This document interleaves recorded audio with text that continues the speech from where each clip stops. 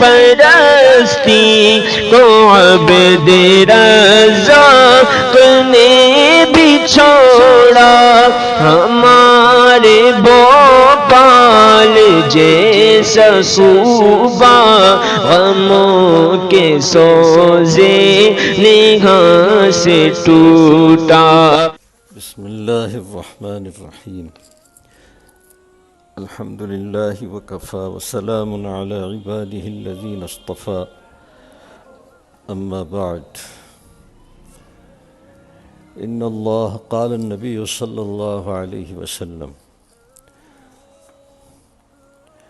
ان العلماء ورثۃ الانبیاء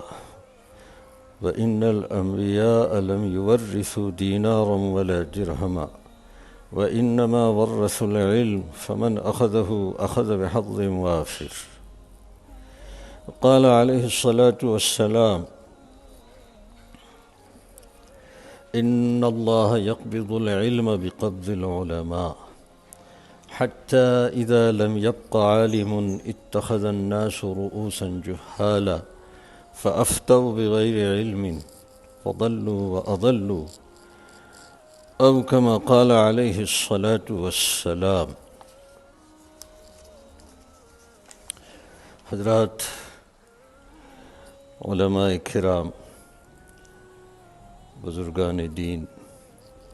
عزیزان گرامی، حضرت مفتی صاحب رحمۃ اللہ علیہ ہم سب کے استاذ ہیں، ہم سب کے محسن اور مربی ہیں۔ حضرت مفتی صاحب سے ہم نے بہت کچھ سیکھا ہے اور ہم نے ان سے حوصلہ پایا ہے، جرأت اور ہمت کی صفت اللہ تعالیٰ نے حضرت مفتی صاحب کی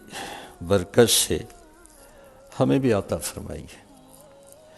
آج جب کہ حضرت مفتی صاحب رحمۃ اللہ علیہ ہمارے درمیان نہیں رہے تو ایسا لگتا ہے کہ بقول مولانا ولی غازی صاحب دامت برکاتہم کہ ہمارے پیچھے ایک مضبوط دیوار تھی اور اس کی وجہ سے ہمیں ہمت تھی۔ جو پیچھے دیوار ہوتی ہے اس کو پشت پناہ کہا جاتا ہے۔ جب پشت پر کوئی طاقت ہوتی ہے، پشت پر کوئی طاقت ہوتی ہے تو بڑے سے بڑے کام کیے جا سکتے ہیں۔ تو حضرت مفتی صاحب کا وجود ہمارے لیے طاقت کا، قوت کا ایک بہت بڑا ذریعہ تھا۔ وہ دیوار ٹوٹ گئی، لیکن میں یہ سمجھتا ہوں کہ حضرت مفتی صاحب سے ہمیں جو نسبت حاصل ہوئی ہے وہ نسبت تو باقی ہے، وہ نسبت تو باقی ہے، اس کے تار باقی ہیں، ابھی سارے تار نہیں ٹوٹے، بہت کچھ باقی ہے۔ اور امید ہے اللہ تعالیٰ کی ذات سے کہ حضرت مفتی صاحب رحمۃ اللہ علیہ کی دعاؤں کی قبولیت کی برکت سے اللہ تعالیٰ ہماری نصرت فرمائیں گے اور ہمیں ہمت اور حوصلہ عطا فرمائیں گے، اور اللہ تعالیٰ ہماری حفاظت اور کفالت بھی فرمائیں گے۔ بس ہمارا کام یہ ہے کہ ہم پورے اخلاص کے ساتھ اور صفت احسان کے ساتھ حضرت مفتی صاحب جو نمونۂ اسلاف تھے، حضرت مفتی صاحب کی اتباع میں اسی راہ مستقیم پر ثابت قدم رہیں، گامزن رہیں، چلتے رہیں جس راہ مستقیم پر حضرت مفتی صاحب گامزن رہے، یہاں تک کہ واصل منزل ہو کر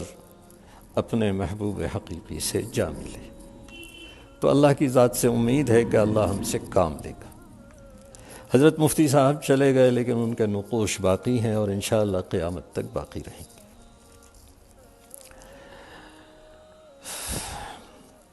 میں نے حضرت مفتی صاحب رحمۃ اللہ علیہ کی ابتدا کو دیکھا ہے،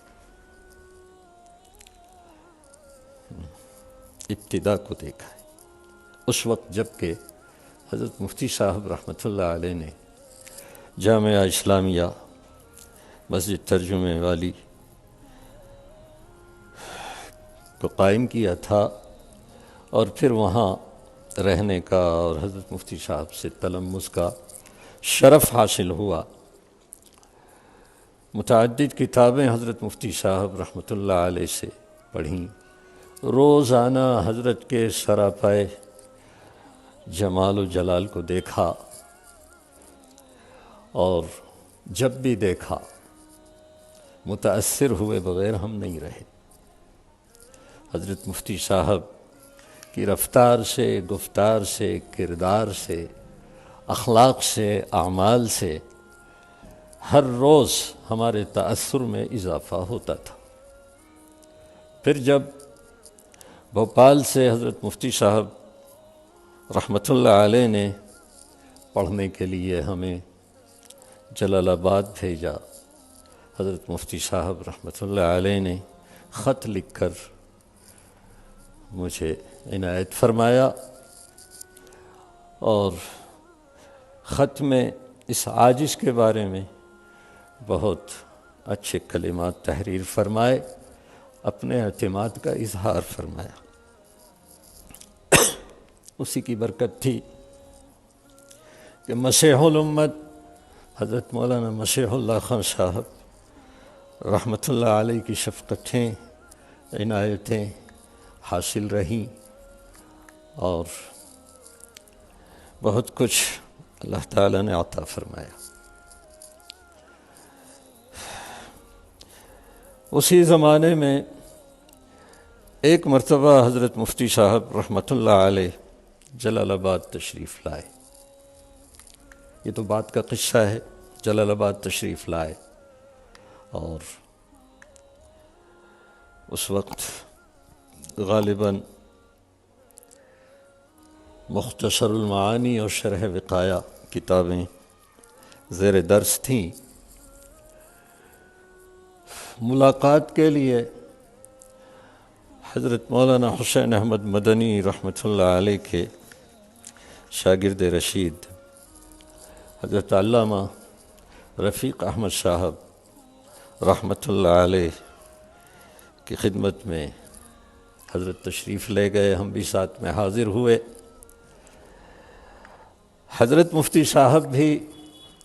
حضرت مدنی رحمۃ اللہ علیہ کے شاگرد، بلکہ میں تو یہ سمجھتا ہوں کہ حضرت مدنی رحمۃ اللہ علیہ سے حضرت مفتی صاحب کو خصوصی نسبت حاصل تھی، اور میں نے یہ بھی دیکھا کہ علامہ رفیق احمد صاحب رحمۃ اللہ علیہ بھی حضرت مدنی رحمۃ اللہ علیہ کا ذکر بڑے ہی والہانہ انداز میں فرمایا کرتے تھے۔ جب ان دونوں کی ملاقات ہوئی، حضرت مدنی کے دونوں شاگردوں کی ملاقات ہوئی، تو مجھے تو ایسا لگا کہ مفتی صاحب یہ کہتے ہوئے تشریف لائے کہ قیس صحرا میں اکیلا ہے مجھے جانے دو، خوب بنے گی جو مل بیٹھیں گے دیوانے دو۔ یہ حضرت مدنی رحمۃ اللہ علیہ کے دو دیوانے اس وقت میری آنکھوں کے سامنے تھے، اور دونوں کے درمیان بات چیت چل رہی تھی، گفتگو ہو رہی تھی، اور ملکی حالات بھی زیر بحث تھے۔ اس وقت حضرت مفتی صاحب رحمۃ اللہ علیہ نے اپنی گفتگو کے دوران متعدد قرآنی آیات سے استدلال اور استشہاد فرمایا۔ بعد میں حضرت علامہ رفیق احمد صاحب رحمۃ اللہ علیہ نے ہم لوگوں سے فرمایا، مجھ سے فرمایا کہ حضرت مفتی صاحب کو، آپ کے بھوپال کے مفتی صاحب کو قرآن پاک کی آیات کا بڑا استحضار ہے، قرآن پاک کی آیات کا بڑا استحضار ہے۔ یہ بات ہمارے لیے بہت ہی حوصلہ افزا تھی کہ ہمارے علاقے میں ایک ایسے حضرت مدنی رحمۃ اللہ علیہ کے شاگرد موجود ہیں۔ اس کے بعد کا قصہ ہے کہ مشکات کے سال اور اخیر میں دورہ حدیث کے سال حضرت علامہ رفیق احمد صاحب رحمۃ اللہ علیہ سے حضرت مولانا شیخ الاسلام حضرت مولانا مدنی رحمۃ اللہ علیہ کے متعدد واقعات سننے میں آئے۔ حضرت کی خصوصیات اور حضرت کی صفات اور حضرت کا جمال اور حضرت کا جمال، وہ سب کانوں کے ذریعے دل تک پہنچا۔ بعد میں جب ہم آئے، بھوپال آئے، اور مدھیہ پردیش کے حالات ہمارے سامنے آئے، کیسے یہاں کس طریقے سے مدارس کی بنیاد رکھی گئی اور حضرت مفتی صاحب نے کس طریقے سے مدھیہ پردیش کی بنجر زمین کو قابل کاشت بنایا، تو مجھے ایسا لگا کہ بچپن میں حضرت مدنی رحمۃ اللہ علیہ کی شخصیت اور حضرت کی صفات جو میں نے سنی تھیں، غائبانہ حضرت کو دیکھا نہیں، حضرت مدنی رحمۃ اللہ علیہ کو، لیکن حضرت شیخ الاسلام رحمۃ اللہ علیہ کی جو صفات تھیں اور جو کمالات تھے، اور حضرت کا جمال اور جلال، کہیں جمال اور کہیں جلال، تو وہ یوں سمجھیے کہ بزم احباب میں، احباب کی مجلس میں یا اس طرح اس کو کہا جا سکتا ہے کہ سچوں اور حق کے پرستاروں کی مجلس میں ان حضرات کا جمال ظاہر ہوتا تھا، اور جھوٹوں اور باطل پرستوں کے مقابلے میں ان کی جلالی شان نمایاں ہوتی تھی۔ تو میرا تاثر یہ ہوا پھر کہ حضرت مدنی رحمۃ اللہ علیہ جیسے تھے، جن صفات کے حامل تھے، جو حضرت کی خصوصیات تھیں،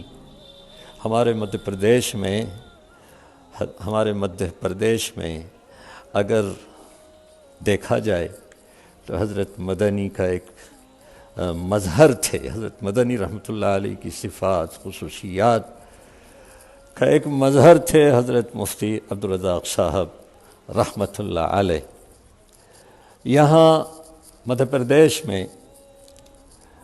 وہ زمانہ تھا، خاص طور سے ضلع راج گڑھ، ضلع شاہجہاں پور، اور بھی مدھیہ پردیش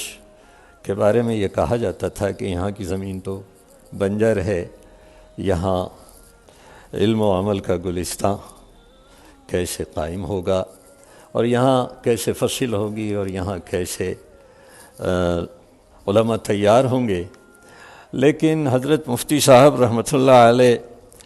چونکہ باحوصلہ تھے اور وہاں سے نسبتیں لے کر آئے تھے دارالعلوم دیوبند سے، حضرت مفتی صاحب کو ہم نے دیکھا، پیدل چلتے ہوئے دیکھا، اس دور کی جو سواریاں تھیں سست رفتار، ان سواریوں پر سوار دیکھا، سفر کرتے ہوئے حضرت مفتی صاحب کو دیکھا، گاؤں گاؤں جا کر اور گھر گھر جا کر حضرت مفتی صاحب نے علم و عمل کے چراغ کو روشن کیا۔ نتیجہ یہ ہوا کہ گھر گھر میں حفاظ اور علماء تیار ہوئے، گھر گھر میں۔ ایک بزرگ تھے، ذاکر تھے، شاغل تھے، میں نے ان کی زبان سے سنا، ہمارے علاقے میں تھے، اصل میں تو یو پی کے رہنے والے تھے۔ وہ کہا کرتے تھے کہ گھوڑے پہ اللہ نے گلاب اگا دیا۔ گھوڑا ہمارے یہاں کہتے ہیں اس مقام کو جہاں کچرا کوٹا ڈالا جاتا ہے، گندگی ڈالی جاتی ہے، غلاظت ڈالی جاتی ہے، اس کو گھوڑا کہتے ہیں۔ تو گھوڑے پہ اللہ نے گلاب اگا دیا، وہ کہا کرتے تھے۔ وہ علاقہ جہاں گوبر لیپا جاتا تھا اور گوبر چھاپا جاتا تھا، اور جہاں گھروں میں غسل خانے نہیں تھے،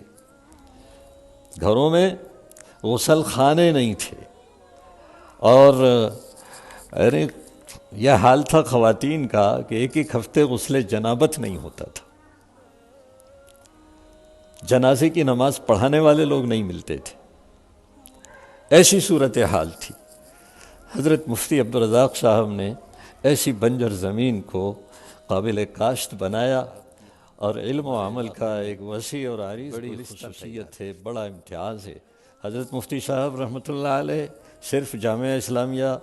مسجد ترجمے والی کے بانی نہیں ہیں، حضرت مفتی صاحب تو یہاں کے تقریباً سب مدارس کے بانی ہیں، یا تو براہ راست بانی ہے یا بالواسطہ بانی، براہ راست یا بالواسطہ بانی،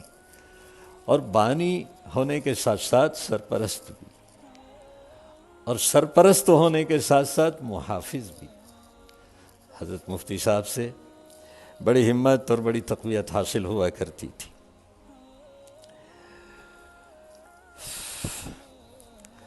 علاوہ اس کے جیسا کہ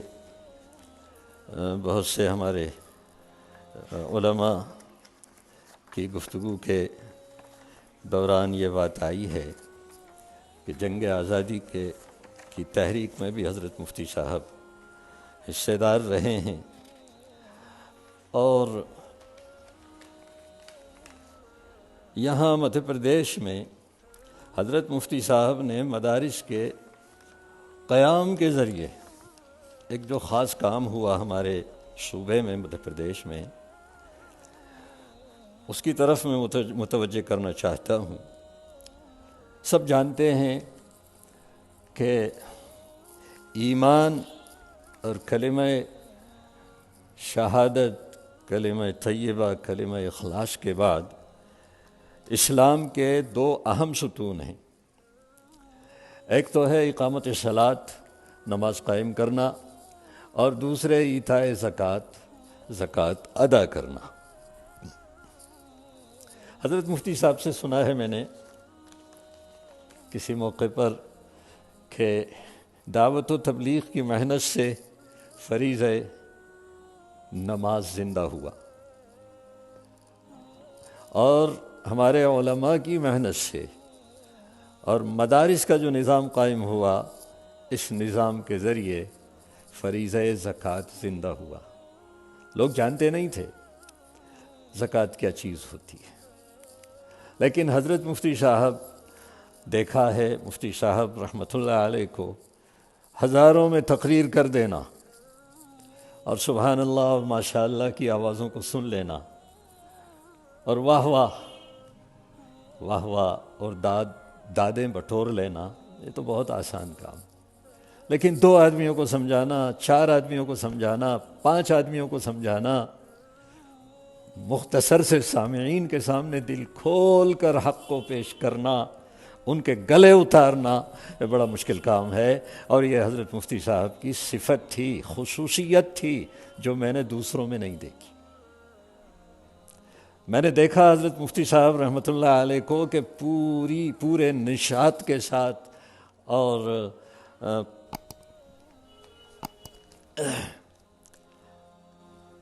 پوری دلچسپی کے ساتھ 4 آدمیوں میں 5 آدمیوں میں حضرت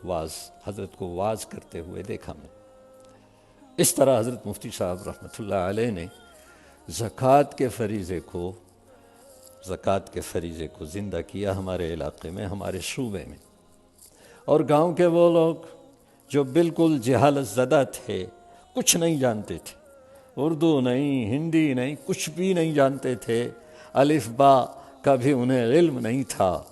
ان کو حضرت نے زمین کی جو پیداوار ہے، اس پیداوار میں سے عشر اور نصف عشر، 10واں حصہ اور 20واں حصہ نکالنا سکھایا، سمجھایا، اور ان پر اس کو آمادہ کیا، جس کے نتیجے میں بے شمار لوگ تیار ہوئے جو اپنی زمین کی ہر پیداوار میں سے عشر یا نصف عشر نکالا کرتے ہیں۔ یہ حضرت مفتی صاحب کی خصوصیت تھی، اس پر حضرت مفتی صاحب رحمۃ اللہ علیہ نے بڑی محنت فرمائی ہے۔ حضرت مفتی صاحب رحمۃ اللہ علیہ بانی مدارس اور پھر محتمم جامعہ اسلامیہ مسجد ترجمے والی اور بھوپال شہر کے مفتی اور پھر مفتی اعظم مدھیہ پردیش، اور ہم نے یہ بھی دیکھا کہ حضرت مفتی صاحب کو نائب قاضی بھی بنایا گیا، نائب قاضی تھے، اور پھر جب موقع آیا کہ حضرت مفتی صاحب قاضی بھوپال شہر کے قاضی قضا کے عہدے پر حضرت مفتی صاحب کو فائز کیا جائے، تو حضرت مفتی صاحب نے منع کر دیا کہ مجھے بہت سارے کام کرنے۔ ظاہر ہے حضرت مفتی صاحب کے جو کام ہیں وہ قسم قسم کے ہیں، متنوع قسم کے کام حضرت مفتی صاحب نے کیے ہیں، ہر محاذ پر کام کیا ہے، اس لیے حضرت مفتی صاحب نے اس عہدے کو قبول نہیں کیا۔ حضرت مفتی صاحب اسی کے ساتھ ساتھ مدرس بھی، کتابیں پڑھاتے تھے، پابندی سے پڑھاتے تھے حضرت مفتی صاحب، پابندی سے کتابیں پڑھاتے تھے، اور علاوہ اس کے سیاسی اور سماجی کاموں میں حضرت مفتی صاحب بہت پیش رہا کرتے تھے، اور خاص طور سے جمعیت علماء سے حضرت مفتی صاحب کو ایک کہنا چاہیے کہ جذباتی اور والہانہ عقیدت تھی، محبت تھی، اور چونکہ حضرت شیخ الاسلام رحمۃ اللہ علیہ کے شاگرد رشید تھے حضرت مفتی صاحب، اس کے علاوہ یہ کہ حضرت کے خلیفہ تھے، حضرت نے خلافت دی، حضرت نے اجازت دی، اور حضرت نے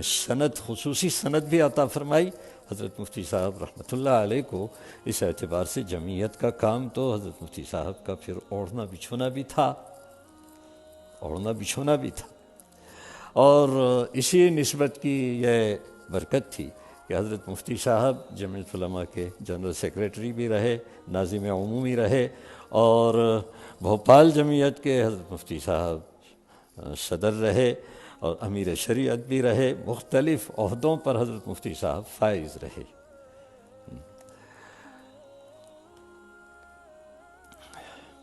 حضرت مفتی صاحب کی زندگی کے مختلف پہلو ہیں۔ ایک پہلو ملکی خدمات کا بھی ہے، ملی خدمات کا بھی ہے، اور ملت کے جو مسائل ہیں ان مسائل کو بر وقت حل کرنے کا بھی حضرت مفتی صاحب میں بڑا سلیقہ تھا۔ حضرت مفتی صاحب نے جب کبھی ایسی کوئی کیفیت ہمارے صوبے میں پیش آئی، کہیں بھی کسی بھی مقام پر کہ مسلمانوں میں مایوسی کی کیفیت طاری ہو سکتی ہے مسلمانوں پر، حضرت مفتی صاحب بر وقت پہنچے، اور بر وقت پہنچ کر حضرت مفتی صاحب نے سب کو حوصلہ دیا اور مایوس نہیں ہونے دیا۔ لیکن اسی کے ساتھ ساتھ حضرت مفتی صاحب کے اندر حکمت عملی بھی تھی، حوصلہ بھی دیتے تھے، ظلم کے خلاف با حوصلہ رہو، ظلم کے خلاف با ہمت رہو، اللہ کے سوا کسی سے مت ڈرو۔ مومن کی شان یہ ہے کہ لم یخشى الا اللہ، اللہ کے سوا کسی سے نہیں ڈرتا ہے۔ حضرت مفتی صاحب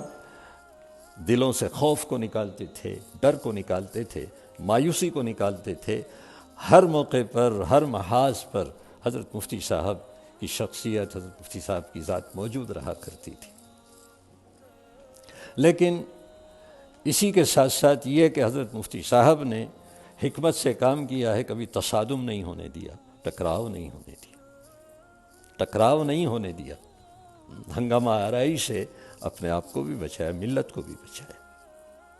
لیکن ہمت اور حوصلہ بڑھاتے رہے جب تک حضرت مفتی صاحب رہے۔ علاوہ اس کے سبھی جانتے ہیں کہ حضرت مفتی صاحب برسر اقتدار لوگوں کی آنکھوں میں آنکھیں ڈال کر گفتگو کیا کرتے تھے، اور اپنے ملت کے جو مسائل ہیں ان کو حل کرا لیا کرتے تھے۔ میں نے تو ڈانٹتے ہوئے بھی دیکھا، اور یہ بھی دیکھا کہ بڑے بڑے لوگ حضرت مفتی صاحب کے سامنے سرنگوں رہے، سب کے سر جھکے ہوئے تھے حضرت مفتی صاحب رحمۃ اللہ علیہ کے سامنے۔ اور یہ صفت جو ہے حضرت مفتی صاحب کی، یہ اصل میں یہ باہر کی طاقت نہیں تھی، یہ اندر کی طاقت تھی۔ حضرت مفتی صاحب کا معاملہ وہی تھا جو ہم سنتے ہیں اصحاب رسول صلی اللہ علیہ وسلم کے بارے میں کہ رہبان باللیل و فرسان بالنہار، رات کے عبادت گزار ہیں، رات کے عابد ہیں، رات کے بیدار ہیں، شب زندہ دار ہیں، اور دن کے شہسوار ہیں، متعدد مواقع پر میں نے حضرت مفتی صاحب رحمۃ اللہ علیہ کو دیکھا کہ رات میں آرام نہیں کر سکے، 2 بج گئے، 3 بج گئے، حضرت مفتی صاحب تھوڑی دیر لیٹے، اور اس کے بعد دیکھا کہ وہ لا الہ الا اللہ الا اللہ الا اللہ ضربیں چل رہی ہیں حضرت مفتی صاحب کی، تو میں نے سنا تھا اور پڑھا بھی تھا حضرت مولانا مدنی رحمۃ اللہ علیہ کے ذکر کی کیفیت کے بارے میں، کیسا ذکر ہوتا تھا حضرت مدنی رحمۃ اللہ علیہ کا۔ تو یہ شاگرد کے اندر استاذ کی پوری جھلک پائی جاتی تھی۔ حضرت مدنی رحمۃ اللہ علیہ کے بارے میں نے پڑھا ہے کہ حضرت کہیں تشریف لاتے، کسی جگہ پہنچتے اور فرماتے بھائی اذان کب ہوگی؟ تو لوگ بتاتے 15 منٹ کے بعد اذان ہوگی۔ حضرت فرماتے ذرا میں سو جاؤں۔ 15 منٹ حضرت سوتے تھے، نیند آ جاتی تھی اور 15 منٹ کے بعد اذان سے پہلے خود اٹھ جاتے تھے۔ میں نے حضرت مفتی صاحب رحمۃ اللہ علیہ کو اسی انداز میں اپنی نیند کو پورا کرتے ہوئے دیکھا، اسی انداز میں اپنی نیند کو پورا کرتے ہوئے دیکھا ہے۔ تو یہ ہمارے حضرت کا معاملہ تھا۔ اصل میں شخصیات جو ہیں وہ ایسی ہوتی ہیں، الگ الگ شخصیات ہوتی ہیں، الگ الگ صفات کی حامل ہوتی ہیں، لیکن کوئی ایک شخصیت ایسی ہوتی ہے کہ جس کو شخصیتوں کا مجموعہ کہا جا سکتا ہے، مجموعہ شخصیات۔ تو حضرت مفتی صاحب بلا شبہ مجموعہ شخصیات تھے کہ ایک شخصیت کے اندر اللہ تعالیٰ نے بہت ساری شخصیتوں کی صفات کو اور خوبیوں کو سمو دیا تھا۔ یہی حال حضرت مفتی صاحب کا تھا۔ کسی نے کہا ہے عربی زبان میں لیس علی اللہ بمستنکر ان یجمع العالم فی واحدی، اللہ کے لیے مشکل نہیں ہے کہ کسی ایک کے اندر عالم کو جمع فرما دے، اللہ کے لیے مشکل نہیں ہے۔ اللہ نے حضرت مفتی صاحب کی شخصیت میں بہت ساری شخصیات کی خوبیوں کو اور صفات کو سمو دیا تھا، اور جس کا حاصل یہی ہے کہ حضرت مفتی صاحب رات کے عابد تھے اور دن کے شہسوار تھے۔ رات کے عابد تھے، دن کے شہسوار تھے، منتظم بھی تھے، محتمم بھی تھے، مدرس بھی تھے، مصنف بھی تھے، اور خطیب بھی تھے، اور واعظ بھی تھے، اور شیخ طریقت بھی تھے۔ حضرت مفتی صاحب کو چاروں سلسلوں میں خلافت حاصل، بڑے بڑے بزرگوں سے خلافت حاصل ہے حضرت مفتی صاحب کو۔ تو یہ حضرت مفتی صاحب کی ذات کے اندر ساری نسبتیں جمع ہو گئیں، ساری نسبتیں جمع ہو گئیں، اور جتنے سلسلے ہیں مشائخ کے ان سب کے فیوز سے حضرت مفتی صاحب رحمۃ اللہ علیہ مستفیض ہوئے، اور پھر حضرت مفتی صاحب نے ایک بڑی تعداد کو، بے شمار لوگوں کو ان فیوز سے مستفیض فرمایا۔ حضرت مفتی صاحب سے بھی لوگوں نے ظاہری اور باطنی دونوں قسم کی دولت حاصل کی ہے، جیسے حضرت مفتی صاحب کو حاصل تھی۔ لیکن حضرت مفتی صاحب کا حال یہ ہے کہ ڈھونڈو گے ہمیں ملکوں ملنے کے نہیں نایاب ہیں ہم، ملنے کے نہیں نایاب ہیں ہم۔ اور اب یہ حال ہے کہ تعبیر ہے جس کی حسرت و غم، اے ہم نفس و ہم، وہ خواب ہیں ہم، وہ خواب ہیں ہم۔ اللہ کا احسان ہے کہ ہم نے بیداری میں حضرت مفتی صاحب رحمۃ اللہ علیہ کو دیکھا، اور ہم یہ کہہ سکتے ہیں کہ ہم نے حضرت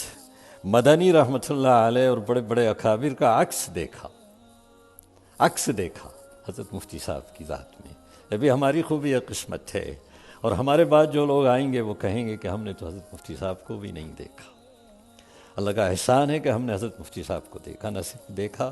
بلکہ حضرت مفتی صاحب رحمۃ اللہ علیہ سے بہت نزدیک رہے، بہت قریب رہے۔ ایک پہلو حضرت مفتی صاحب کی شخصیت کا یہ بھی ہے کہ میں نے دیکھا ہے کہ جو لوگ حضرت مفتی صاحب سے کسی وجہ سے کسی بنا پر دور ہوئے، بدگمان ہوئے، میں نے دیکھا کہ انہی لوگوں کو بعد میں حضرت مفتی صاحب کے زیر سایہ رہنا پڑا، مفتی صاحب کے سائے میں آنا پڑا۔ یہ بھی دیکھا، اور یہ بھی دیکھا میں نے کہ انہوں نے اول آخر حضرت مفتی صاحب کی ستائش کی، حضرت مفتی صاحب کے لیے تعریفی کلمات ان کی زبانوں پر ظاہر ہوئے۔ میں ایسے اللہ کے بندوں کو جانتا ہوں، لیکن ایک بات جو میں نے حضرت مفتی صاحب کی ذات اقدس میں دیکھی ہے وہ یہ ہے کہ حضرت مفتی صاحب کے یہاں غیبت کا خانہ نہیں تھا، غیبت جسے کہتے ہیں، اللہ بچائے، ہمارے یہاں اچھے اچھے دینداروں کے یہاں غیبت کا ایک سلسلہ رہتا ہے۔ جب کسی شخص کا ذکر چھڑ گیا تو سمجھو کہ غیبت کا ایک نہ ختم ہونے والا سلسلہ قائم ہو جاتا ہے۔ لیکن میں نے دیکھا حضرت مفتی صاحب کے یہاں یہ دو باتیں، ایک تو یہ کہ غیبت کا کوئی خانہ نہیں تھا حضرت مفتی صاحب کے یہاں، اور دوسرے یہ کہ حضرت مفتی صاحب کینہ جسے کہتے ہیں اس سے بہت پاک تھے، بہت پاک تھے۔ میں نے دیکھا حضرت مفتی صاحب کو، میرے ساتھ بھی ایسے واقعات پیش آئے، کسی بات پر کسی وجہ سے حضرت مفتی صاحب ناراض ہو گئے، حضرت مفتی صاحب ناراض ہو گئے، ہم سے کہا کچھ، ہم نے خاموشی سے سن لیا، جی حضرت ٹھیک ہے، غلطی ہو گئی۔ اسی مجلس میں تھوڑی سی دیر میں وہ ساری کیفیت ختم ہو گئی، اور پھر حضرت مفتی صاحب رحمۃ اللہ علیہ نے گلے لگایا۔ حضرت مفتی صاحب کی خصوصیت یہ تھی کہ جو بات حق سمجھتے تھے اور جس سے جو کچھ کہنا ہوتا تھا وہ اس کے سامنے روبرو کہہ دیا کرتے تھے، اور بعد میں سارا قصہ ختم۔ حضرت مفتی صاحب دل میں کسی کی طرف سے کدورت نہیں رکھتے تھے۔ یہ سب حضرت مفتی صاحب کی خصوصیتیں ہیں، اور جہاں تک تعلیم کا، تدریس کا، تبلیغ کا، دعوت اسلام کا کام ہے، حضرت مفتی صاحب اس کام کو بخوبی انجام دیتے رہے اور ہر محاذ پر کام کرتے رہے، بڑی بے قراری کے ساتھ کام کرتے رہے، اخیر تک حضرت مفتی صاحب بے قرار رہے۔ اب حضرت مفتی صاحب کو قرار آیا، وہ کہا ہے، میں اس کو تھوڑی سی ترمیم کے ساتھ کہتا ہوں کہ جان ہی دے دی، جان ہی دے دی، جان ہی دے دی استاذ نے آج پائے یار پر، عمر بھر کی بے قراری کو قرار آ ہی گیا، بے قراری کو قرار آ ہی گیا۔ حضرت مفتی صاحب رحمۃ اللہ علیہ ہماری طرح نہیں سوتے تھے کہ ہم گھوڑے گدھے سب بیچ کر سو جاتے ہیں۔ حضرت مفتی صاحب تو نصف شب میں بیدار ہونے کی نیت سے سوتے تھے، اور دیر سے سوتے تھے اور جلدی اٹھتے تھے۔ یہ ہمارے بس کی بات نہیں، ہم جلدی سوئیں گے تب بھی جلدی اٹھنا ہمارے لیے مشکل ہوگا، لیکن اگر ہم دیر سے سوئے تو فجر کی نماز قائم۔ اللہ حفاظت فرمائے ہماری۔ لیکن حضرت مفتی صاحب کو یہ طاقت حاصل تھی، یہ قوت حاصل تھی، اور یہ ان نسبتوں کا اثر ہے جو مشائخ سے، اساتذہ سے اور علماء سے حضرت مفتی صاحب کو اللہ تعالیٰ نے عطا فرمائی تھیں۔ اللہ تعالیٰ وہ ساری نسبتیں ہمیں بھی عطا فرمائے، اور حضرت مفتی صاحب رحمۃ اللہ علیہ کی جو دعائیں ہیں، حضرت نے ہم کو دعائیں دی ہیں، اللہ تعالیٰ ان دعاؤں کے اثرات کو ہماری زندگی کی آخری سانس تک اثرات کو باقی رکھے، اور ان اثرات سے ہم کو مستفید ہونے کی توفیق عطا فرماتا رہے۔ حضرت مفتی صاحب چلے گئے، ہم غمگین ہوئے، ہم رنجیدہ ہوئے، اور ہمیں ایسا لگا کہ ہمارا پورا وجود تو کیا بلکہ کائنات کی نبض ہی ڈوبتی ہوئی ہمیں محسوس ہو رہی تھی۔ لیکن ہمت کی بات یہ ہے کہ حضرت مفتی صاحب نے ہمیں انگلی پکڑ کر چلایا، جس راہ پہ چلایا ہم اس راہ پر چلتے رہیں، اور ہماری بساط میں کچھ بھی نہیں ہے، ہماری طاقت میں کچھ بھی نہیں، بس اللہ سے کہیں کہ اللہ ہمارے ساتھ آسانی کا معاملہ فرما۔ اللہ ہی چلاتا ہے، اور اللہ ہی اپنے بندوں کو اپنے تک لے کر، اللہ ہی اپنے بندوں کو اپنے تک پہنچاتا ہے۔ بندہ چلتا ہے، پھر اللہ تعالیٰ جذب فرما لیتا ہے، تو پھر بندہ واصل ہو جاتا ہے اور اللہ کی رضا اس کو حاصل ہو جاتی ہے۔ ہم اس بات کی کوشش کریں۔ اور رہی بات یہ کہ حضرت مفتی صاحب کی حیات کے گوناگوں پہلو ہیں، بہت سارے پہلو ہیں، ہمارے بس کی بات نہیں ہے کہ ہم ان کو سمیٹ سکیں۔ آخر میں یہ عرض کرتا ہوں کہ یہ تو آن لائن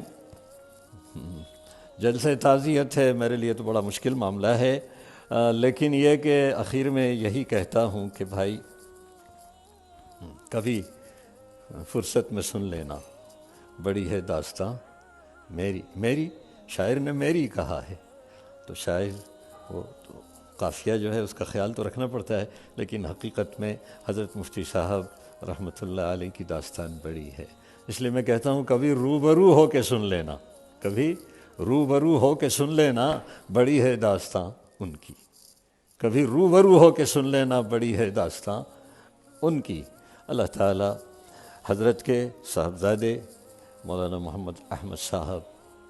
مد ظلہ العالی کو حضرت کا سچا جانشین بنائے، انہیں ہمت عطا فرمائے، حوصلہ عطا فرمائے، اور حضرت کے تمام صاحبزادوں کو کی اللہ تعالی حفاظت فرمائے، نصرت فرمائے، اور حضرت کے تمام اہل خانہ، صاحبزادیاں، صاحبزادے، اور حضرت کے پوتے، حضرت کی پوتیاں، حضرت کے نواسے، حضرت کی نواسیاں، اور حضرت کے تمام شاگرد جو پوری دنیا میں پھیلے ہوئے ہیں، اور حضرت سے مستفید ہونے والے تمام لوگ، اللہ تعالیٰ سب کو صبر جمیل عطا فرمائے، اور ہمت کے ساتھ آگے بڑھنے کی توفیق عطا فرمائے۔ وآخر دعوانا ان الحمدللہ۔